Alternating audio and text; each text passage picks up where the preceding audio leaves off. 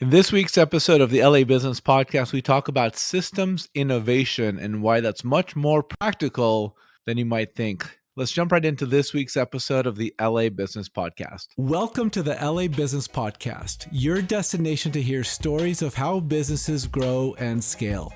I'm Robert Brill, CEO of Brill Media and the host of this podcast. Now, let's jump right into this week's interview. Hey everyone, welcome to another episode of the LA Business Podcast. Today our guests are Dan McClure and Jenny Wilde, co-founders of Innovation Ecosystem. Thanks for being with us today. Great to be here. Let's first start out with, tell us what Innovation Ecosystem is. You do some really interesting consulting work. Give us a deep dive into what you do. Yeah, happy to. So essentially is we work with companies who want to tackle big opportunities, create big value, or have big threats in their markets that they're trying to deal with. And we specifically use a method of innovation called system innovation. And I think, many organizations have been through kind of transformation for a few years and it's not quite working out, or they've tried various kind of lean startup and are using user-centered design, but that's not quite getting big opportunity and getting their innovations to scale. And so what we do is work with companies that are doing things, Fortune 500 and otherwise, and support them to really get there, really scale innovations and create companies that can work with big opportunities. Can you give us an example of the type of project? My experience with consulting is my wife worked for Boston, another big consulting firm who we shall not name. I kind of slipped there a little bit. My question really is, to me, you guys seem very black box. I don't know what consultants actually do. From what I heard from my wife, you guys might work for you guys could be the CIA for all I know. I'm joking here, but you guys are flying everywhere and doing interesting things and parties and management meetings.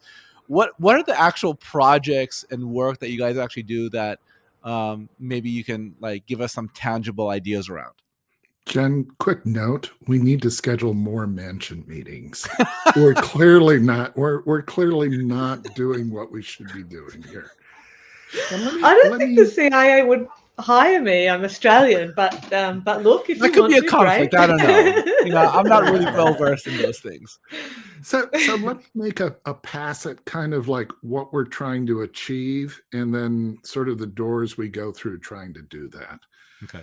The kinds of problems that we deal with are cases where the status quo is failing.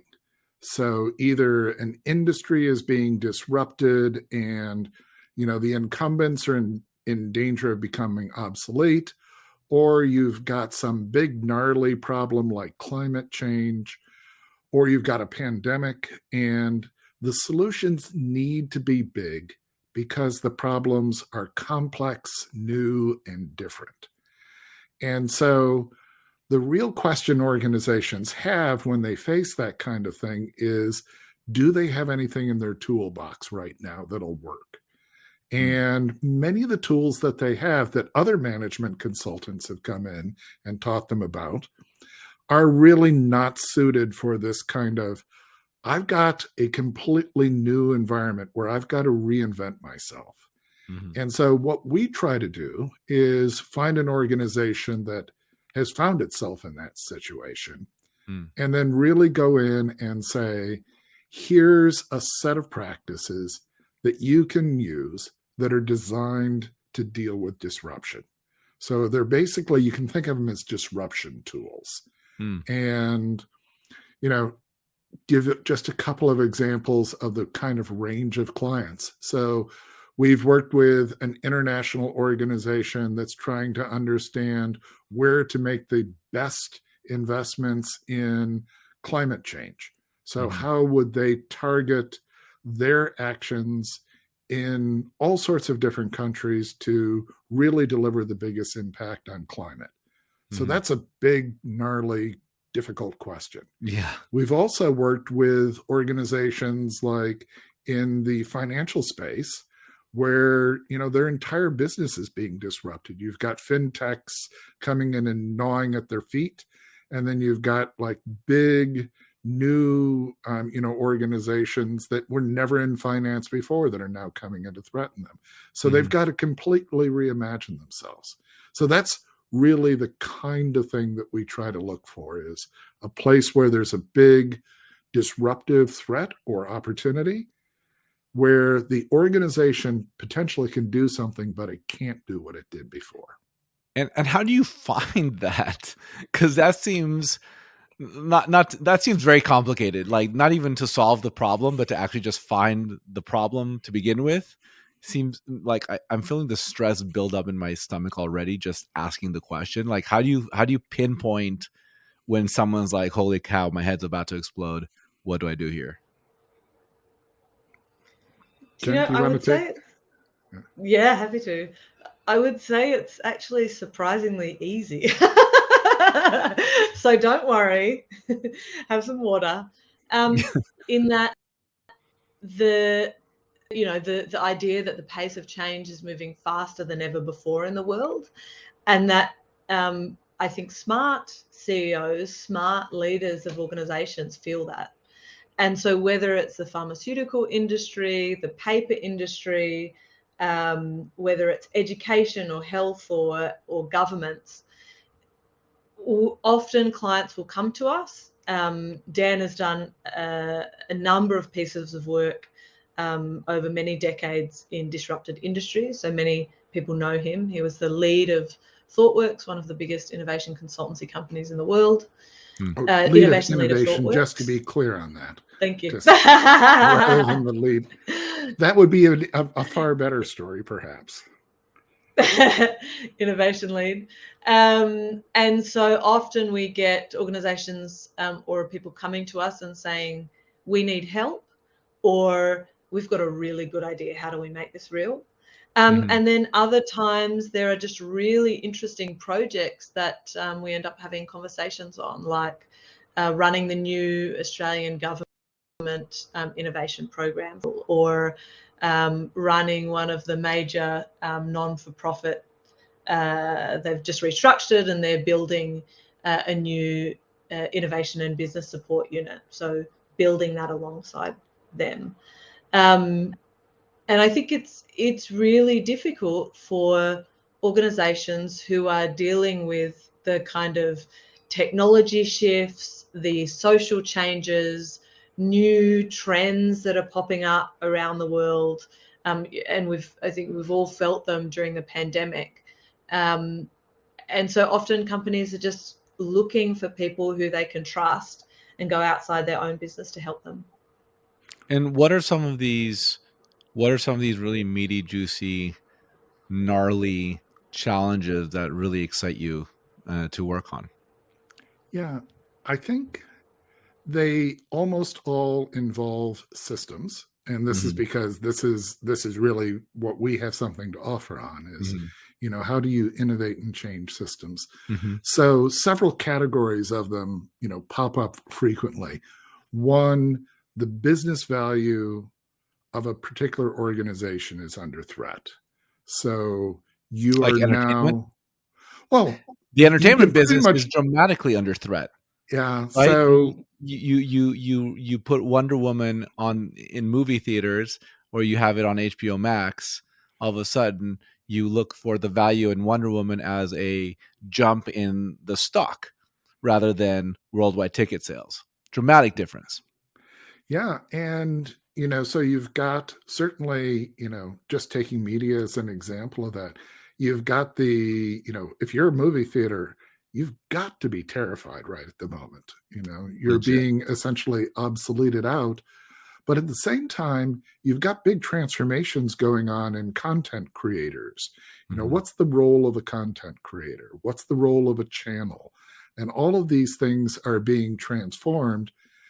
And it doesn't even begin to get to the question of what kinds of new value could come out of media. One of the things we were playing with recently was, just around education. So, we tend to view media as entertainment, and then educational content as educational content, Mm-hmm. said with a deep, voice and great deal of seriousness. The reality is people can be interested in information that actually helps them function and perform in the world. Mm-hmm. And, one of the statistics that I think people often miss is, there's the number that the amount of knowledge in the world doubles every 2 years or something roughly like that, which means the value of your knowledge is going down by 50% every 2 years. Is that inflation or something? It's basically deflation of your brain. Okay. And, if you talk about brain deflation, sounds about right. What's the most important thing that you would want? You'd want to be able to get new, relevant knowledge that applies to the things you want to do. Right. So what if we said that's what content creation is about? Mm-hmm. And then we start imagining new channels like, I've got self-driving cars that are going to allow me to sit and think or learn in a car. Nope. So my channel becomes Ford. And then instead of seeing universities as something that gives you a 4-year degree, you sign up with a university to partner with you through your entire life, to adapt your knowledge base to the opportunities that you're working through. I mean, that's a view of media that isn't about Netflix and AMC theaters. It's really about how do we completely reimagine, with all the new building blocks we have, how that value proposition gets done. So what you're saying is, looking like universities might be there might be a lifetime subscription to the university of your choice.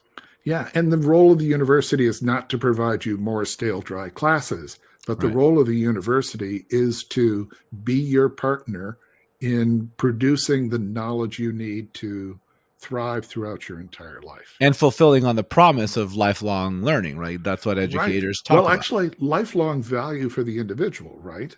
Of which learning is the enabler. And interesting. This is the thing that gets so exciting about system innovation is you don't have to talk about how do I re-engineer around a particular barrier in an industry as it exists. You can start saying, I'm going to pull pieces apart and I'm going to put entirely new pieces in their place. And, you get a lot of opportunities out of that. And do you have, go ahead, Jenny, sorry. I was just going to say, what often happens in boardrooms and conversations is, okay, we need to do some more ideation. Let's put a bunch of Post-it notes on the wall and think about all, everything we've got.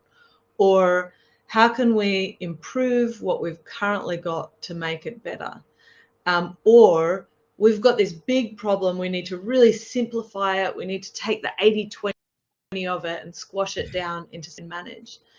And I think what you just heard Dan work through was, how do we take the complexity of how the world is changing and what it looks like today, and use all of those pieces to create something incredibly valuable for the future, a new value proposition globally, a new place in the market, reimagining parts of your company.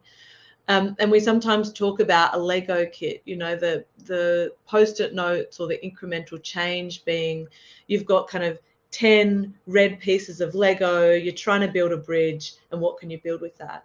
Because you've kind of come down and you're looking at a problem. Or you can step back and say, I've got 1,000 pieces of Lego, and actually that makes it more complex. But guess what I can build with 1,000 pieces of Lego? Look at this new bridge, look at the different problems I can solve, look at the barriers past. And so really taking that wider view and taking in that complexity is incredibly powerful. And that's what systems innovation does. Are you coming across challenges related to the blockchain and crypto? Because over the last 6 freaking months, holy cow, I mean, I am staking. There's liquidity pools. I'm about to buy into an NFT thing. I'm going to own a part of a virtual arena. It's going to be a It's gonna be dope. It's gonna be I'm gonna become a crypto billionaire off of virtual gaming tournaments or whatever the heck it is. Like, I love this stuff. This is you're talking about tearing things down and rebuilding things in a completely new way. Like, you start from scratch, and there's infinite opportunity. How does crypto and blockchain play into any of the stuff that you might be thinking about? Well, I'll do the boohoo crypto version, and then Jenny can do Okay. the, oh, that's so cool crypto version. So I think early on, crypto was a really good example of a invention looking for an application. In the aid sector, there were just an enormous number of projects that looked at, like, how could we use crypto? Mm-hmm. And it was almost always phrased that way. How could we use crypto versus we've got this problem and, oh, crypto would be the perfect solution for it. Mm-hmm. And I think that's a general problem with new technology investments. Mm-hmm. Oftentimes they wander around looking for their home. But then, to your point, once things get to the point where an entire system can be built around them, Mm-hmm. whether that's, around art or whatever, things become much more exciting. Mm-hmm. So are you bearish or bullish on crypto, Dan? I I am I am not enough of a authority on crypto to actually have an opinion, but Jenny might. Jenny, what say you?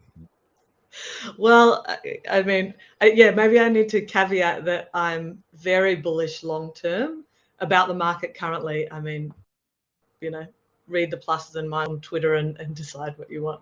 And Sure. that also, And this my is husband is currently speaking on a Twitter Spaces about NFTs. So somehow I've fallen down the rabbit hole as well. yeah. I think there's two pieces. So if you just look at crypto and blockchain, DeFi, NFT, the unfreezing of assets that crypto has suddenly allowed us globally, and whether you are excited about decentralization, whether you're excited about the ability to access assets and things that you could never be part of before, I think it's incredibly exciting, and it's starting now after many waves to really find its feet. So certainly NFTs and music and art and DAOs and DeFi, etc., are common, obvious areas. I think what gets more exciting is when you start to say, what other technologies are maturing at the moment and how do these all fit together? So, this decade has been dubbed the roaring 2020s, where AI and biotech and energy tech and et cetera, alongside crypto mature. And what you're able to start doing once these different incredible new technologies mature is pull them together. Mm-hmm. So, for example, there was a project in Syria and Yemen, in areas where there's ongoing conflict, that an organization is providing prosthetic limbs to people who could never get access to them before. And they essentially have a sensor technology where, you can scan that limb. That goes out to global professionals who can then kind of create online and have printed or digitally manufactured in country something that is better, cheaper, faster, and more personalized for that, anything from the movement of that person to the color of their skin and otherwise. Care and support that just would have never been possible. And that's because of digital manufacturing and sensors and telemedicine and a range of things that have come together. And the pandemic's only pushed some of these opportunities further. But you've seen all kinds of things this year. The first school has been 3D printed in Malawi. El Salvador uses Bitcoin as a national currency. We've had the first human wirelessly connect to a computer with moving robotic limbs. So some of this stuff is firsts, and some of it will slowly become part of our lives, and that's what's exciting to me. Amazing. How, over the last year and a half, we've been dealing with this global pandemic. How has it affected your business? Like, was it a good thing for your business? Did it slow down your business? Tell us about how you've experienced the last year and a half. Well, in some ways, you can think of us in the business of disruption. Mm-hmm. And so a global pandemic actually is not a terrible thing in that it puts pressure on lots of different enterprises and systems. So, obviously there's pressure on the health system. So, there's lots of reimagining to be done in health. Mm-hmm. I think we've probably worn out this statistic, but, the 16,000% increase in remote health services that happened in the first 6 months of the, pandemic, that's going to start unbundling, traditional institutions like hospitals, et cetera. And we've done work in that field of, what does the health sector look like as you begin to pull pieces apart and look for new opportunities to assemble them. But it's not just health, it's education and international aid, and, which Jenny has spent, much of her career in. So there's lots of disruption going on as a result of the pandemic. And we've also done work directly on the pandemic, questions of how do you prepare for the next pandemic? And, what are the systems that need to be in place to make us ready for the next pandemic?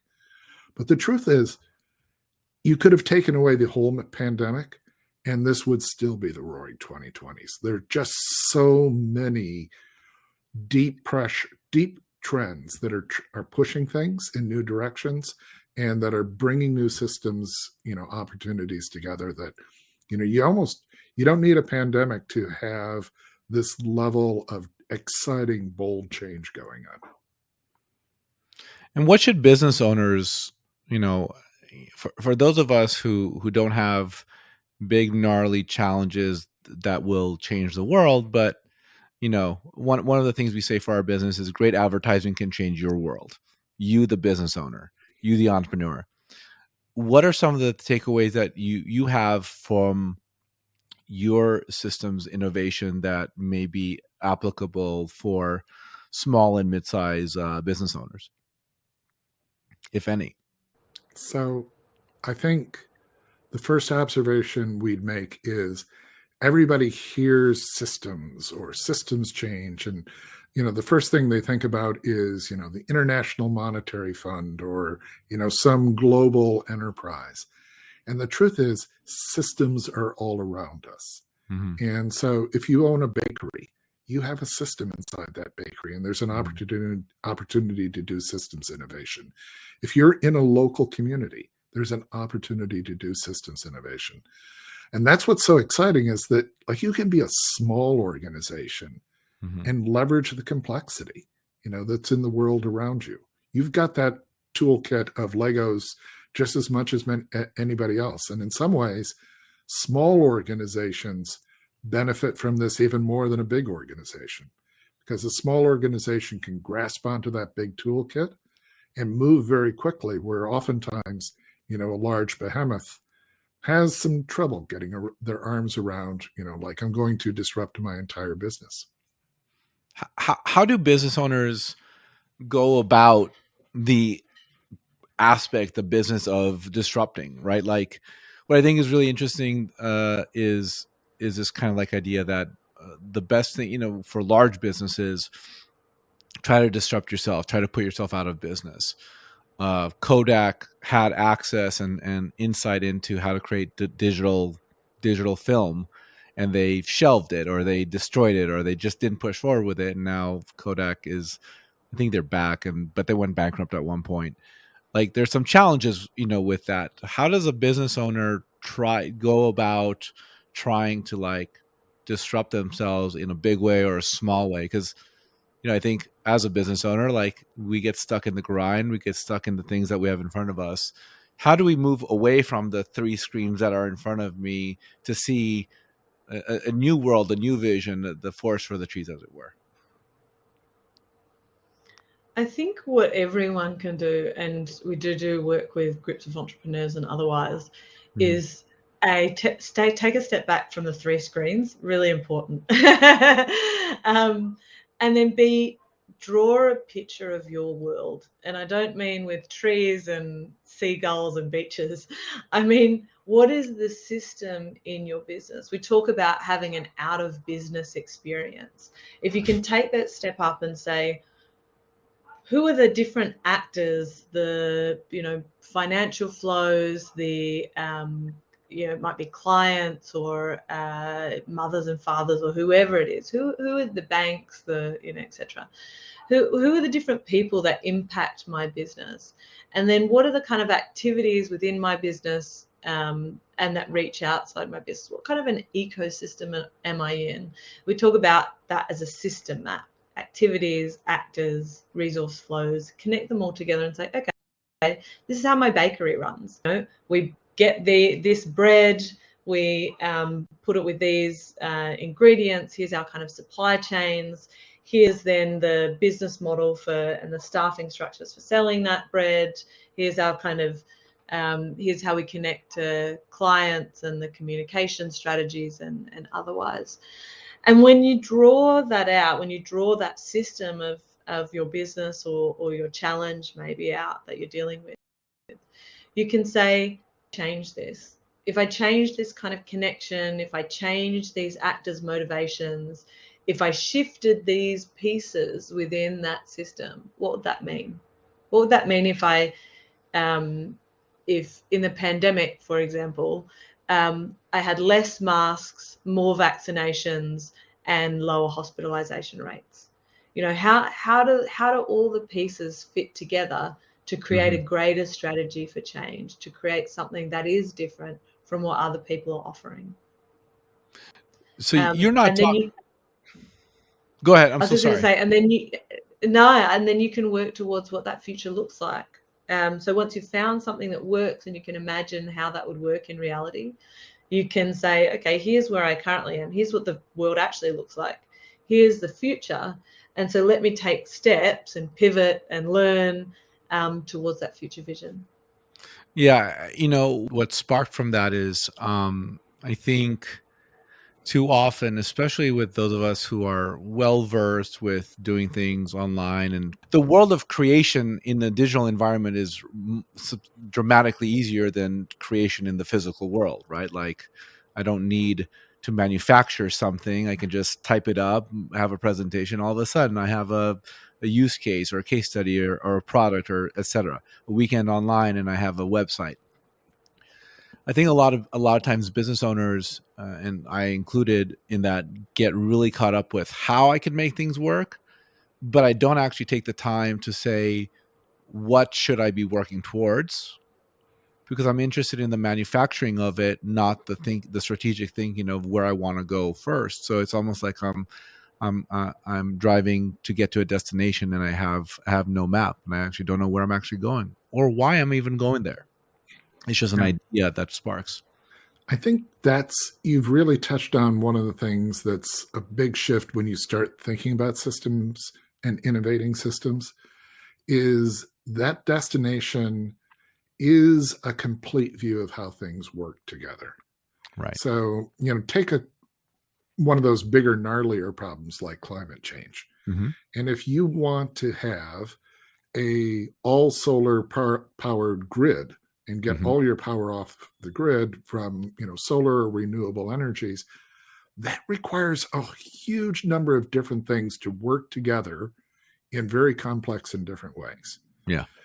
Oftentimes the temptation is, when you're dealing with a complex problem, is to say, well, I'm going to simplify it by doing the thing that's the most obvious thing to do first. Right. And unfortunately, that may or may not lead you to that future vision where all the pieces work together, particularly if that future vision is very different from the way things work today. So a key part of it is starting where Jen said of, let's look at how all the pieces work today, but then let's imagine that complete future vision. And, once again, this isn't something that you have to be, an international organization to do. This is something, organizations of all sizes can do. And we end up working with organizations of all sizes for that reason. So how can people find you guys, and like when you do like onboarding, or if people might see, to a degree what you guys are talking about to me is very abstract, and that's why I asked us some of the questions about like what's the tangible thing there, and I got some insight into that, and I appreciate it. For someone who might be listening to this and feel that you might be able to help them, like what are the types of things that you want to know from business owners, large or small, that you engage with, and what types of, where would you go when someone says, hey, I think I might want to work with you? Where do you go with that? Well, I mean, definitely they can speak to us. So go to our website, innovationecosystem.com. They can chat to us or connect with us on Twitter, INNO_ecosystem. So at @inno_ecosystem. We have quite a few smaller organizations who have been really interested in how they can learn these kind of methodologies, and so we're building a course at the moment. So jump on our website and join the newsletter, and certainly that will come through the newsletter at some point. And furthermore, we're actually writing a book around this. Again, we've had a lot of requests for this kind of stuff. It's more about time, which will be coming out not next year, but the year after.